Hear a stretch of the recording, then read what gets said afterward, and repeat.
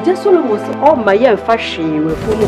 Asase bi ense di enim nyina waka me di ni nyina ama. Ba ko aka me do so ama me di ahwɛ me nuanom so. Eno so wo be pa me afi asase. So loje e du fa kwa sha asase ne so. So bia wo ne ba na odi na ye ni wiase nyina. Oni hokro on ne di na ade. Se di oni makama. Esi dey na mu. Baby yo, no that's when you be pian kaso me. Shesa me ne na bre. Afa die me wo ho akofa ne ba ba. Na fa me maso ni kwanya me ne bi ajimpa. Especially wo dia o ka waji. Mama banyi ma me dia na was ma. Kunu ba. Eye wo dia. Me kunu ba. Miss God, me do hu ya ba. Mama o ka gba nka me ne ye fra. E ya sasi a, wo go to kama me. E chance for we aba threat me say, obokume. Aba mfi aba yire me nana, abobbo me. E masika so me nan. Te wasa me na me na time be na. E tia so a, ma fa dia be. Solomon, boroso. Enye na. Jesu odi do.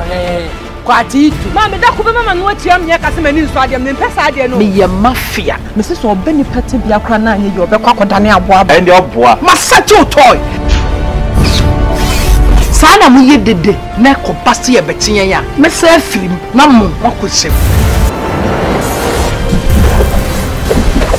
Moya face mo hu de makofa ba.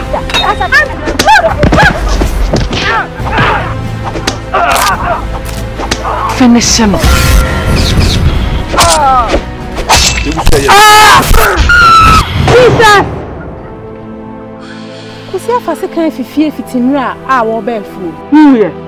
Ujao. Me pesa me de ma no be kama me ase wo boda mo.